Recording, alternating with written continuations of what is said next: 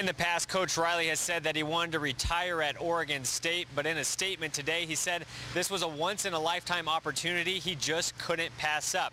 And now we're still waiting to hear from the Beavers athletic department on the potential for a press conference in regards to today's news. Live in Corvallis with the Beavers, Sky Muller, News Source 16. I'm excited to win right now in this penalty kickoff with Chris Nation. He's got a little more height on me, so he's a little better of a goalie, but I'm quite the striker, I must say. We'll see what kind of luck I can get. I'll do it with the microphone in my hand. I'm going to pretend to go left on him, and I'm going to go right at him. I tried to fool him. It's the old Spanish European trick. You go right at the goalie expecting him to dive. Didn't work out today. We'll see if it works out a little later, and we'll have much more on Lane United coming up in sports. For now, back to you guys. Earlier in the week, head coach Scott Ruick said that he knew South Dakota State would come out and punch him in the face. After the game, he acknowledged they did that early on. The shots just weren't falling for the Beavers, and the defense wasn't quite there. So they went into half trailing by 2. Well, Ty, except for some heptathlon events, it's strictly the men today, given this new format and the men of Oregon looking to repeat as national champions. Today, mostly qualifying events, but there is one big final on the track, and that's the 10,000. It's a race the Ducks have the potential to finish 1-2. I thought maybe I'd be fishing or something, you know, and it really is surreal. 2 weeks ago, it looked like Coach Horton would be telling us fish stories today.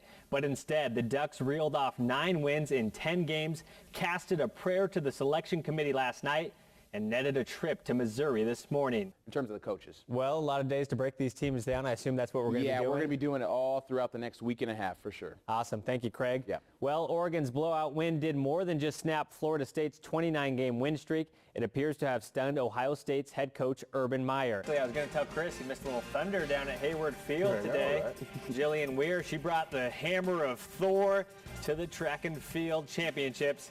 Highlights coming up after the break.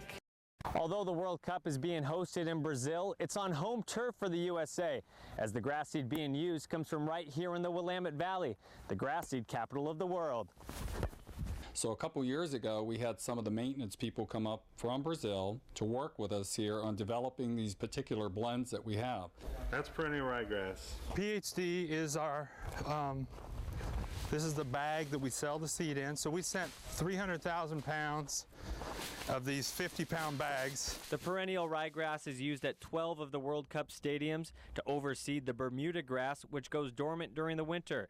The trick for researchers was developing a blend that could handle Brazil's climate. It's got excellent establishment, very good disease resistance, heat tolerance. It's got everything it needs to handle the hot, humid conditions that they have down at the World Cup. And several people in Oregon have had a hand in providing the turf, which is on display to the world. And these are developed by people right here in Oregon. Researcher Steve Reed has spent countless hours developing the blend, which he says gives him a father-like joy when seeing it on TV. It's like you're having your kids, you know, being proud of your kids when they make their first basket in a basketball game, or, you know, make their first touchdown.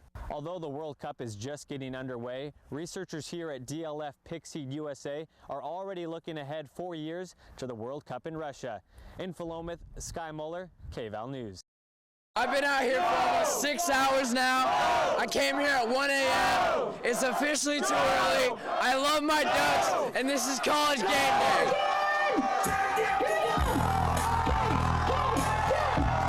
The atmosphere was certainly turned up at the Memorial Quad as several students refused to turn down last night to score a front row view of College Game Day's live show at 6 a.m. Being an Oregon fan, Oregon fans are really crazy, so it's pretty normal for us to do this.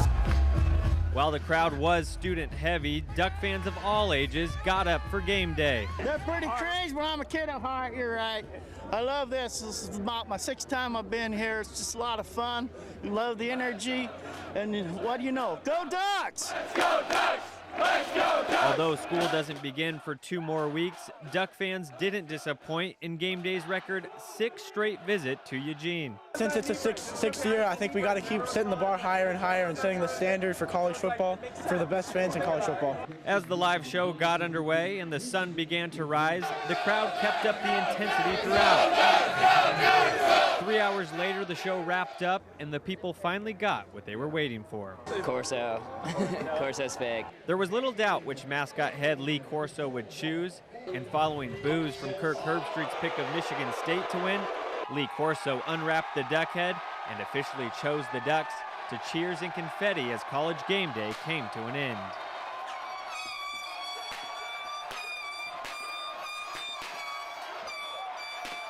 It's been his approach for the past 6 years. Grab a club, eye the goal, and let it rip.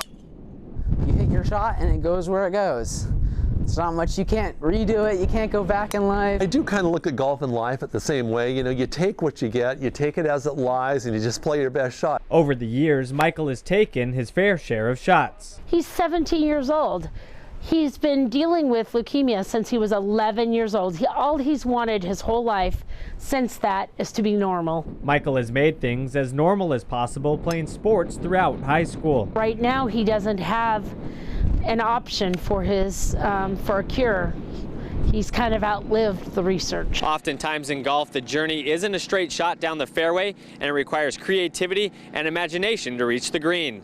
As Michael's cancer has presented him many tough lies, he's taken a similar approach as he drives to be cured. I've done everything they said, and I've done every little trial, and I obviously want to keep living. He's always been positive. I've never seen him be negative or down on himself once, and he's never just given up. And Michael isn't about to start giving up now, despite doctors telling him for the 4th time in 6 years to prepare for the end. This program is called The Last Wish, and Michael's last wish is to continue living. I don't need a cure, I just want to live, actually. I just want to live to his age so I can have my grandkids and teach them how to golf and play basketball. I just want more time, really.